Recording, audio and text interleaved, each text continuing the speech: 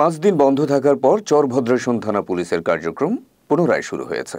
Police সদস্যরা কাজে যোগদান করায় সীমিত পরিসরে শুরু হয়েছে এ থানার কার্যক্রম। শুক্রবার সকাল থেকে চরভদ্রাসন থানায় কর্মরত পুলিশ সদস্যরা তাদের কাজে যোগদান করতে শুরু করে। থানার নিরাপত্তায় পুলিশের পাশাপাশি কাজ করছেন সেনাবাহিনী ও আনসার সদস্যরা। শনিবার এ তথ্য নিশ্চিত করেছেন চরভদ্রাসন থানার অফিসার ইনচার্জ মোহাম্মদ আব্দুল ওয়াহাব।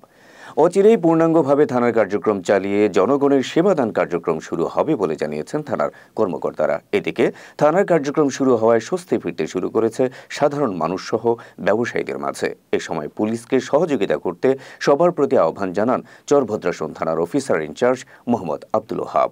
আমরা বাংলাদেশ পুলিশের চরভদ্রাসন থানা, আমাদের সকল সদস্য আমাদের থানায় ফিরে আসছে। আমরা সরকারের নির্ধারিত সময়ের মধ্যে যে নির্দেশনা সেই মোতাবেক আমরা থানায় হাজির হয়েছি।